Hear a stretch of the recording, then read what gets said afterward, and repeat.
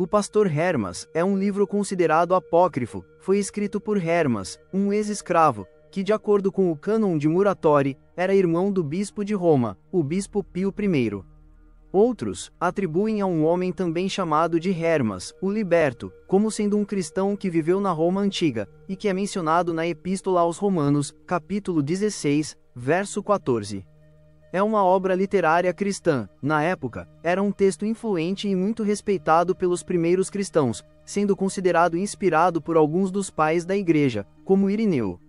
Foi escrito por volta do ano 140 e 145 da era cristã, e teve grande autoridade nos séculos 2, 3 e 4, chegou até ser incluído em algumas listas de escritos canônicos, no entanto, não foi incluído no cânon atual do Novo Testamento. Embora tenha sido muito importante historicamente, o livro hoje é pouco conhecido pela maioria dos cristãos. A obra é composta por 5 visões, 12 mandamentos e 10 parábolas, que abordam temas como a humildade, o perdão e a construção da igreja. Este vídeo apresenta a vocês a leitura da primeira visão. Primeira visão, capítulo 1. Meu senhor havia me levado a Roma, para me vender a uma certa mulher, chamada Rosa. Vários anos depois, a revi, e comecei a amá-la como uma irmã. Algum tempo depois, eu a vi tomando banho no rio Tibre, lhe estendi a mão e lhe ajudei a sair do rio. Olhando sua beleza, pensava comigo mesmo, eu seria muito feliz, se tivesse uma mulher com essa beleza e caráter. Era a única coisa que eu pensava, sem ir além disso. Passado algum tempo, me dirigi para Cumas, refletindo como são grandes, marcantes e poderosas as obras de Deus, e durante a viagem dormi. Então o Espírito me arrebatou, e me conduziu através de um caminho muito difícil, por onde ninguém podia andar. O lugar era escarpado, todo cortado por águas, atravessei o rio que ali havia, e chegando na planície, me ajoelhei e comecei a rezar a Deus, confessando-lhe os meus pecados. Durante a minha oração o céu se abriu, e vi aquela mulher que havia desejado. Do céu, ela me saudou dizendo: Bom dia, Hermas. Olhei para ela e falei: Senhora, que fazes aí? Ela me respondeu: Fui transportada até aqui, para denunciar ao Senhor os teus pecados. Eu disse: Então agora, és a minha acusadora? Ela respondeu: Não, mas ouve as palavras que vou te dizer. Deus que habita nos céus, que do nada criou os seres, que os multiplicou e os fez crescer em vista da sua santa igreja, está irritado contigo, porque cometeste falta contra mim. Então eu lhe respondi nestes termos: Cometi falta contra ti? Em que lugar, e quando, alguma vez te dirigi palavra desonrosa? Por acaso, não te considerei sempre como deusa? Por acaso, não te tratei sempre como irmã? Mulher, por que me acusas falsamente de maldade e impureza? Ela, sorrindo, me disse: O desejo da maldade entrou no teu coração. Não te parece que para um homem justo é prejudicial ter no coração o desejo da maldade?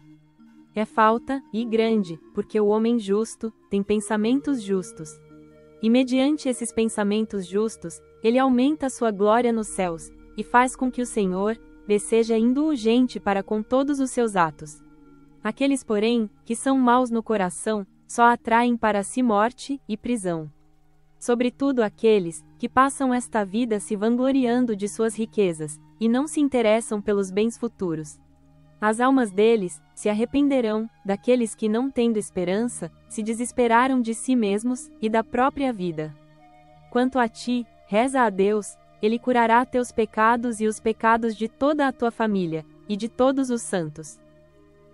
Capítulo 2. Quando ela terminou de dizer essas palavras, os céus se fecharam, e eu fiquei tremendo e triste.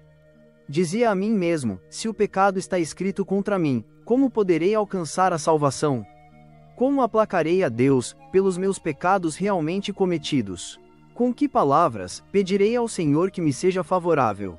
Essas eram minhas reflexões e hesitações, quando vi diante de mim uma grande poltrona, forrada de lã branca como a neve. Então surgiu uma senhora idosa, com vestes resplandecentes, e um livro nas mãos. Ela sentou-se, e me saudou. Bom dia, Hermas. Triste, respondi chorando: Bom dia, senhora. Ela então me disse: Por que essa tristeza, Hermas? Tu, que és paciente, calmo e sempre sorridente, por que estás abatido dessa maneira, e sem alegria? Eu respondi, é porque uma excelente mulher diz que cometi contra ela uma falta. Então ela continuou. Para um servo de Deus, não se trata do ato em si mesmo. Mas, certamente o desejo a respeito dela entrou no teu coração. Para os servos de Deus, intenção desse tipo conduz ao pecado. Para o Espírito muito santo, e já provado, intenção má, desejar má ação é de se espantar, sobretudo se tratando de ti, o casto Hermas, que se abstém de todo mau desejo, e que é pleno, de perfeita simplicidade, e grande inocência. Capítulo 3. Entretanto, não é por isso que Deus está irritado contigo, mas porque teus filhos agem mal diante do Senhor, e de vós, seus pais, que os mantendes. De fato, amas teus filhos, e não os corriges. Ao contrário, deixas que eles corrompam-se terrivelmente. É por isso que o Senhor está irritado contigo. Mas ele vai curar todos os males que atingiram tua família, pois é por causa dos pecados e faltas deles que estás arruinado em teus negócios temporais. A grande misericórdia do Senhor teve compaixão de ti, e de tua família, ele te fortalecerá e te estabelecerá na sua glória.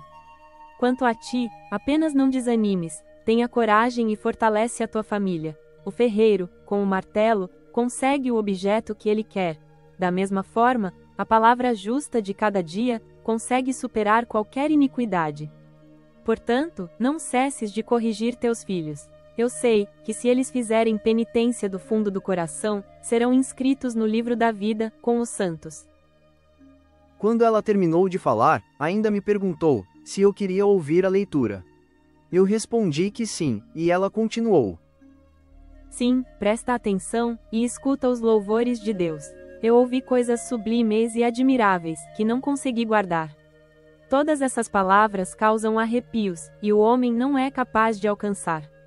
Entretanto, lembro-me das últimas palavras, pois eram do nosso alcance e doces. Vê, o Deus das potestades, aquele que com seu poder invisível, e superior e de grande inteligência, criou o mundo, que por sua gloriosa vontade, revestiu de graças as suas criaturas, que por sua palavra poderosa, fixou o céu e assentou a terra sobre as águas, que por sua sabedoria e providência, criou a Santa Igreja, e também a abençoou.